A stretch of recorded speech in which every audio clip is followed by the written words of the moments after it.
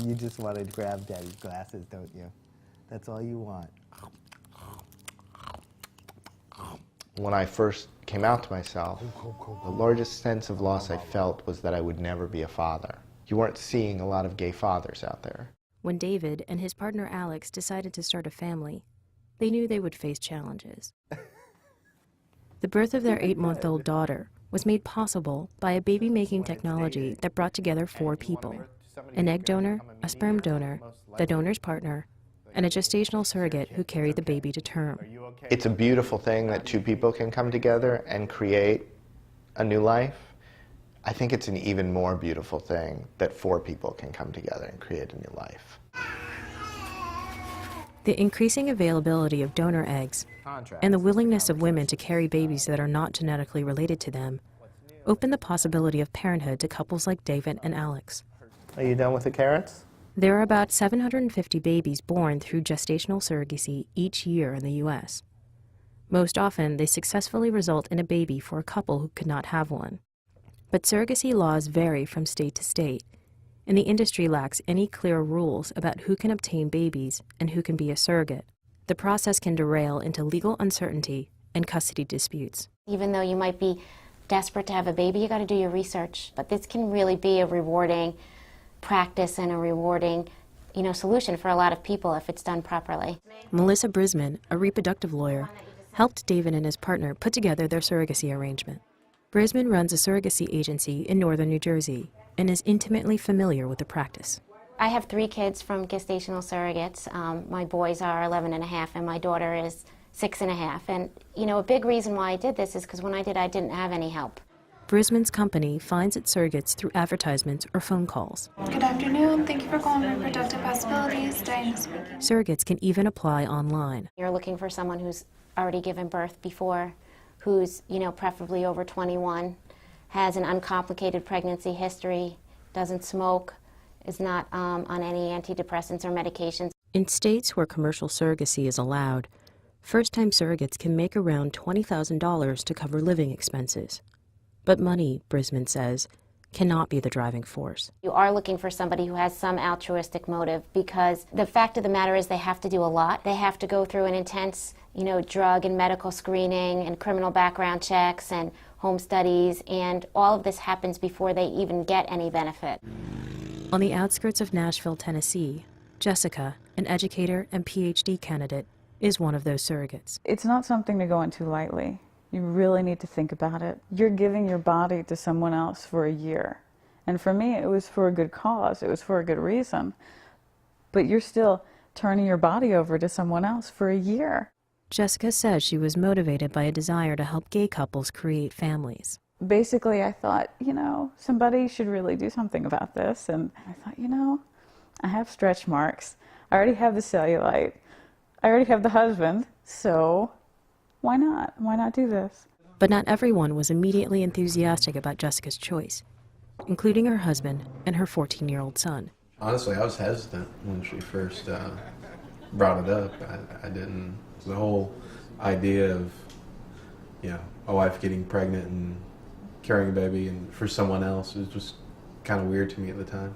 Though Jessica posted her surrogacy ads online, her main concern was that the prospective parents were up to the job. Even to bring a new life into this world is such a tremendous responsibility. And I was only willing to take part if I felt comfortable in them. And then David wrote me, and there was just something about his email. We just fell in love with each other. People often describe surrogacy as a courtship between strangers who tease out intentions as they build a relationship. Whether you like it or not, for 9 months you have to give all of your trust over to this person. It's commonplace that we would do a background check on the surrogate. She was the first potential surrogate we talked to who asked if she could do a background check on us. And I thought, God, why didn't anyone else think of that? Like, they're doing this for 9 months. Of course they should care what kind of a house they're bringing this child into. But even with the best of intentions, sometimes relationships fall apart. When that happens, everyone ends up in family court, like this case in Michigan. So you're in agreement with giving guardianship to the Kehoes? Okay. Unable to have a baby of her own, Amy Kehoe used the internet to arrange a surrogacy with donor eggs, donor sperm, and a gestational carrier. That carrier was Lachelle Baker, a married mother of 4 who had carried 3 previous surrogacy babies. She gave birth to twins for the Kehoes in July. Ms. Baker, I understand that you're good friends of the Kehoes, is that right? Yeah, we've known each other for, well, almost 2 years. Okay. Have you been to their home? No, I haven't, Your Honor. Okay.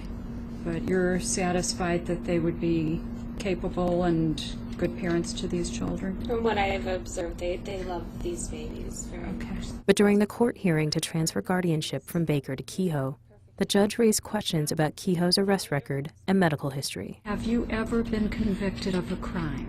Yes, I have. I had a lot of challenges mentally as far as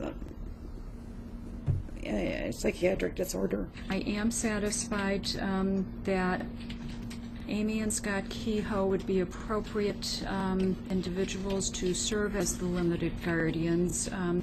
I will qualify that with the requirement that you continue with your psychiatric treatment. Congratulations. Soon after, Baker decided she had serious doubts about the Kehoes as parents. So a month later, she had their guardianship rescinded and set out to raise the twins herself. The notion of a carrier exerting parental rights is a chilling prospect for anyone involved in a surrogacy. I didn't want more children at that point, and I still don't. But what if I get attached to the baby? Or what if I try and take the baby? Which is, a legitimate concern. Jessica says getting through the pregnancy required some mental gymnastics and semantic tricks. One of the techniques that I did use, I made sure that when I spoke to Dave and Alex, I would always say, your baby did this today, your baby's growing. Both parties also made sure custody and parental rights were spelled out in their contracts. Jessica was adamant about getting contracts in place once she was pregnant because she did not want responsibility for another child. But the true test of the surrogacy arrangement came when the baby was born in April. And then Alex said, do you want to hold her? And I held her, and it was like holding a friend's baby. It was, it was nice, but I was ready to give her back and go eat my lunch. Jessica says the surrogacy went so well, she wants to do it 2 more times. But like the conflicting laws that govern them, every surrogacy arrangement has its unique challenges. And David and Alex are aware that their situation could have not had a happy ending. We forget about that because we have the most beautiful daughter in the world. We were incredibly lucky that the human relation part of this was unbelievably, not just easy, joyful. And I'm always grateful for that. Hey, sweetie. Did you have a nice nap?